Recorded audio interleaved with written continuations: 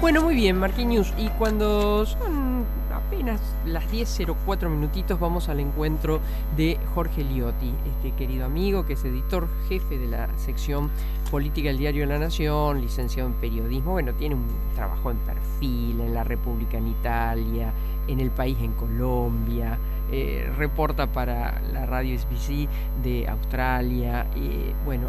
Y recientemente, algo que alguna vez nos lo contó, que estaba preparando un libro, y ese libro nació. Llegó la última encrucijada, bien digo, que es su primer libro. Hola Jorge, ¿cómo estás? Buen día. ¿Qué tal? Buen día, María Herminia, ¿cómo estás? Bien, primero felicitaciones, ¿no? Bueno, muchas gracias. Muchas gracias. No sé, el tener, no sé si el libro La planta y el hijo, pero el libro está re bueno tener un libro, ¿no? Sí, no era un tema que me obsesionara, pero sí estaba la idea de hacerlo en algún momento. Bueno, se tenían que dar algunas condiciones y bueno, finalmente se fueron generando esas condiciones, aparte ir evolucionando en la idea del libro, que estuviera, que cerrara, que fuera consistente, en fin. Sí, bueno, me parece que ahí está y estoy obviamente muy contento de haber terminado, de haberlo podido hacer y también con el resultado. Me encantó la introducción, ¿no? Cómo hiciste de un hecho que pinta a nuestro país, ¿no?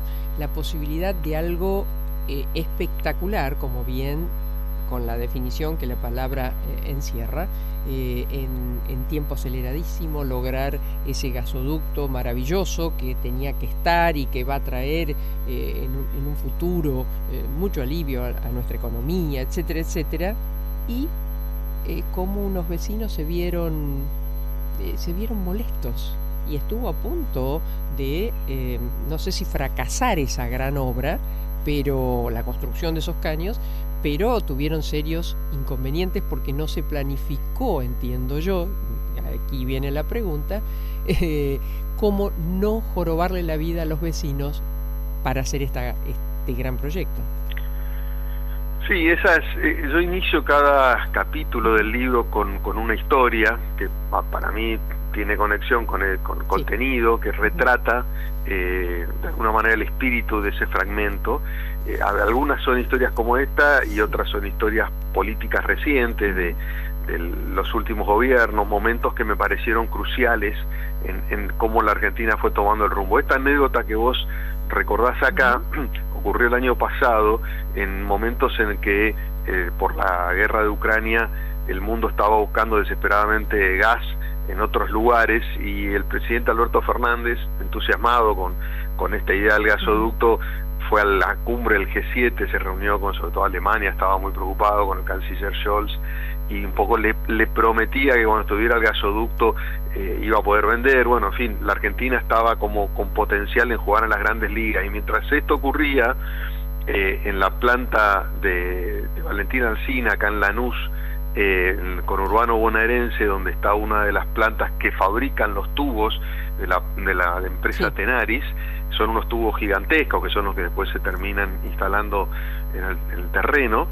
Empezaron a trabajar activamente a partir de esa definición, 3 turnos diarios todos los días de 8 horas, con lo cual estaban las 24 horas trabajando, y eso obviamente empezó a molestar a los vecinos porque parte un poco de la desorganización del conurbano hace que hay varias zonas donde hay fábricas enquistadas en medio de zonas urbanas con casas de clase media baja, y es lo que ocurre acá, ¿no? Entonces, bueno, un vecino estaba muy molesto porque no podía dormir por ese movimiento incesante que empezó a haber con la entrada y salida de camiones. Cada vez que, digamos, depositaban uno de esos caños sobre el piso, temblaba un poquito el piso. Bueno, en fin, era una situación incómoda y empezó primero él individualmente y después se le empezaron a asomar otros vecinos, una especie de patriada para obstaculizar el flujo de camiones. Y bueno, me pareció una anécdota. Después hubo un momento que se puso tensa la cosa porque los camioneros no podían entrar, y hubo una noche que hubo disparos en un vídeo de la empresa y bueno, ahí tuvo que intervenir el municipio. Bueno, una situación bastante tensa que después más o menos se fue resolviendo, pero para mí era una parábola ideal para mostrar cómo esta Argentina de alguna manera cuando quiere proyectarse todavía tiene los pies en el barro, le cuesta porque tiene tantos problemas irresueltos que a veces un pequeño grupo de vecinos o un vecino puede obstaculizar lo que era el gran proyecto nacional y que el presidente estaba tratando de promocionar externamente. Claro. Y este ejemplo puede trasladarse a este momento en donde vemos un incremento de la violencia que por supuesto que estalle en el AMBA multiplica, porque en el interior del país también hemos tenido lamentablemente casos parecidos. ¿Crees que podrá llevar a lo que ocurrió con esos vecinos, que en algún momento se pare la pelota, se los llame y haya algún acuerdo de cómo transcurrir nuestra sociedad, nuestra vida en sociedad? Mira, yo creo que más allá de los hechos de violencia que hemos visto en los últimos días, si uno toma las noticias duras, ¿no?, de la realidad argentina, sobre todo en el plano político, en el plano económico, en el plano social, vamos a encontrar que todas las noticias tienen una conexión con alguno de los déficits estructurales que un poco están retratados ahí en el libro, ¿no? Si vos ves el tema inseguridad, más allá de la cuestión puramente que tenga que ver con la accionar de las fuerzas federales o locales, también hay un altísimo componente social.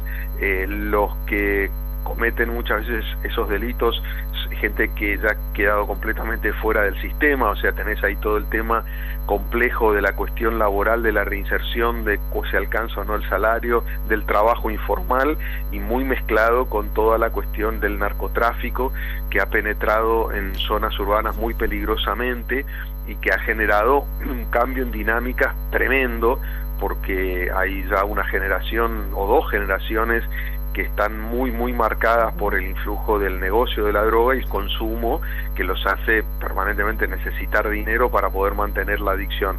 Entonces, en ese plano están todos estos problemas. Cuando vos mirás la cuestión económica pasa lo mismo, digamos, cuando vemos esta semana que subía el dólar y que de alguna manera el gobierno busca contener y hace operativos y entonces logra un acuerdo puente pero precario con el Fondo Monetario, bueno, pasa exactamente lo mismo. O sea, en todos los planos la coyuntura, la realidad argentina está atravesada por problemas irresueltos desde hace larga data y que ha venido acumulando en estas 4 décadas por lo menos, que es en lo que se enfoca el libro y es un poco el planteo, que la Argentina ha llegado a un punto en el cual no puede seguir subsistiendo, al menos como es hasta ahora, sin encarar y empezar lentamente, porque va a llevar tiempo obviamente, esos problemas de fondo, porque la sociedad se da cuenta que hay problemas que están de base y que no se pueden resolver, y eso lleva mucho tiempo de, yo te diría, de desatención de parte de la dirigencia, de quizás estar siempre enfocado en lo más urgente. Entonces la Argentina se ha transformado en un país de parches permanentes, pero de parches de 20 años, no de un año.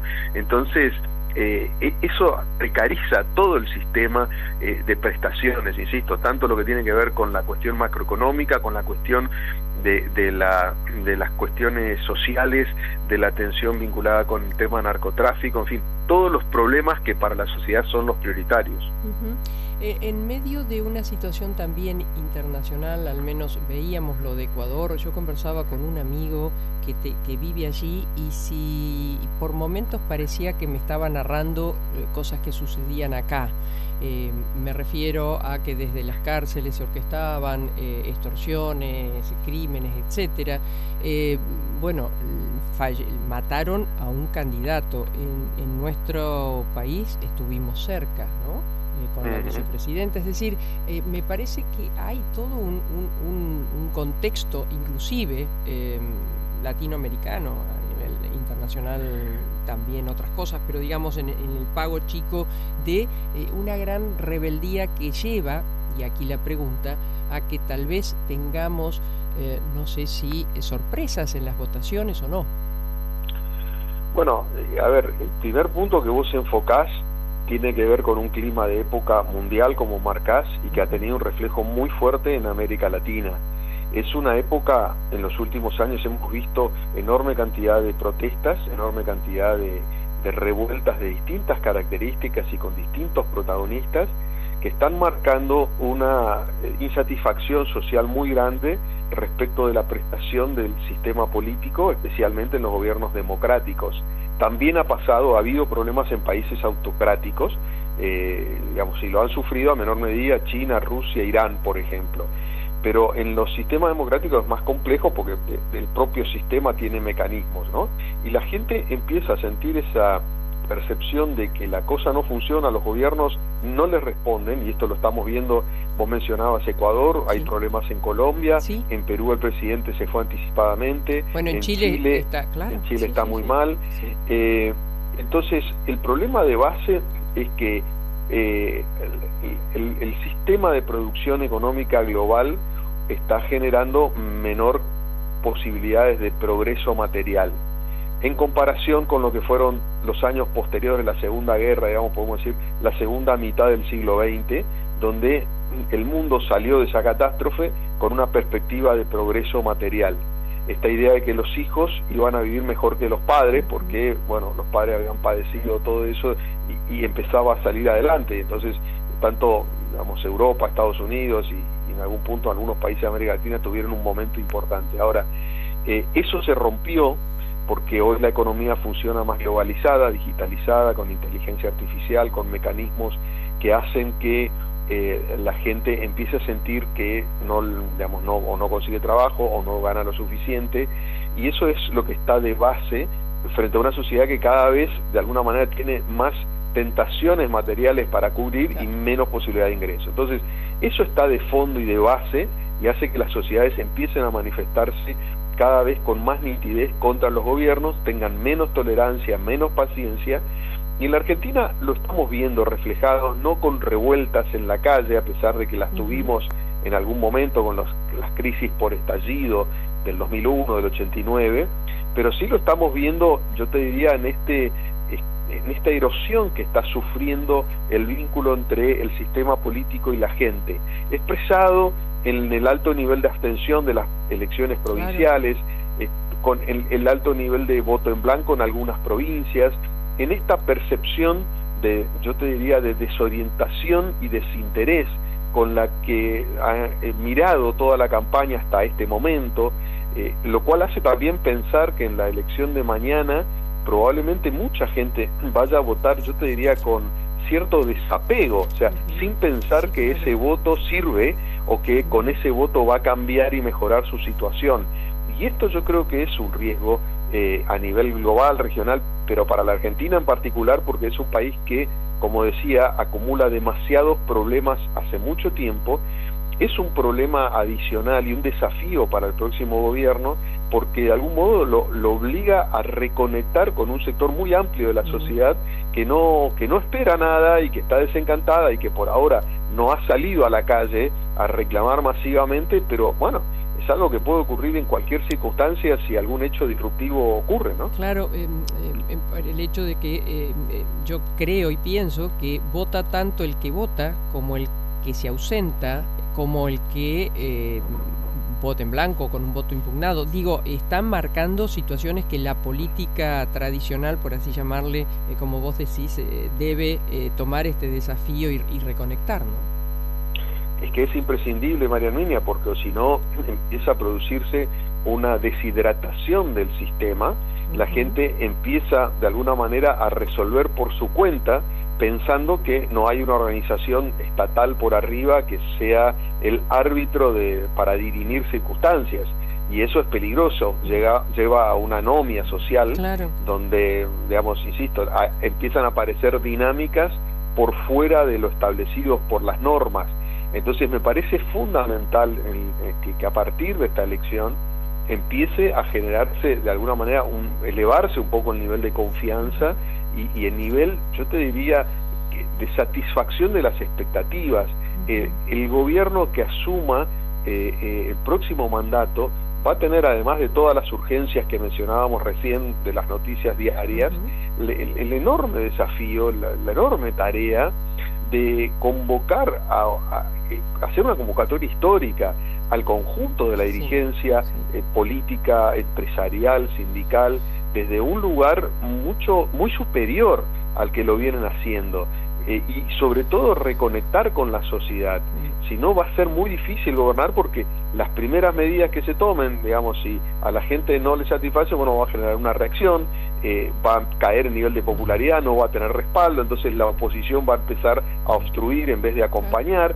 O sea, se va a repetir este ciclo de bloqueo político que estamos viendo últimamente, y que ha llevado a la Argentina a perder muchísimo tiempo. De hecho, un poco el concepto del libro de la última encrucijada, que ha generado mucho interrogante y pregunta de parte de los colegas de por qué la última, es porque la Argentina no puede perder mucho más tiempo sin encarar ese tipo de cuestiones estructurales. Yo pienso sobre todo el estancamiento económico, la transformación social y el bloqueo político. A veces esas son tres características, tres procesos que se han venido dando en las últimas décadas, que la Argentina tiene que empezar a revertir. Si no, va a ser muy complejo, y la Argentina va a ir encaminándose definitivamente a tener otra tipología de país, bueno, un país con prestaciones más pobres, con un mercado de consumo más chico, con una sociedad media, de clase media, digamos, empobrecida, y con una dirigencia endogámica que se regocija un poco en sus internas y en sus disputas, sin poder mirar lo que la gente hace. Y una cosa final para cerrar esta idea: fíjate lo que ha pasado justamente en estos días con los episodios de inseguridad que terminaron forzando a la dirigencia a interrumpir las campañas en los últimos 2 días.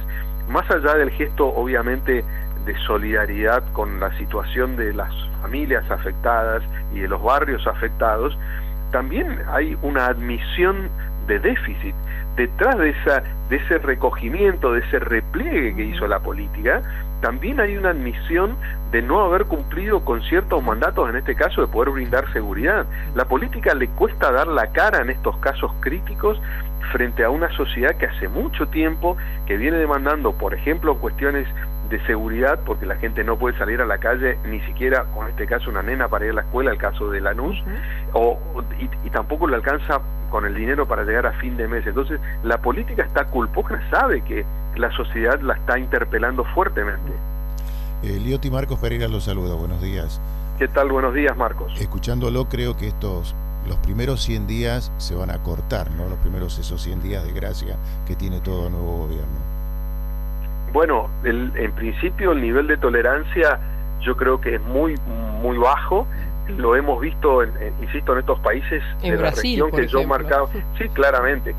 O sea, la luna de miel de los 100 días se ha cortado, y yo creo que tiene que ver con esto, porque la gente tiene demandas acumuladas insatisfechas, va a votar como una expresión, yo te diría, casi de deber cívico, pero no está entusiasmada. Entonces, cuando empieza a ver que el nuevo gobierno, que es el que supuestamente le puede regenerar ciertas expectativas, no responde a esas expectativas, rápidamente se desilusiona, porque ya tiene un track record de los últimos gobiernos que le ha pasado eso.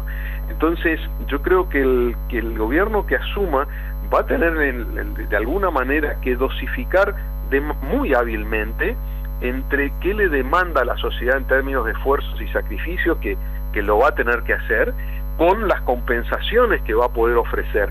Y en esos primeros 100 días, los primeros 3 meses, va a tener que ofrecer algún resultado para de alguna manera poder ganar tiempo y demostrarle a la sociedad, bueno, seguí acompañándome porque esto está saliendo adelante, ¿no? O sea, no le puede decir, bueno, el primer año va a ser duro. La gente no va a comprar ese mensaje. Vos sabés, Jorge, que días atrás, conversando con el argentino que está en Israel, el economista Liederman, que nos decía que a su mirada, a su criterio, el gobierno que asuma va a tener que hacer como un preplan y luego un plan. ¿Por qué ese preplan medio urgente? Por esto, para que haya algún resultado y haya de alguna manera un consenso social sobre lo por hacer.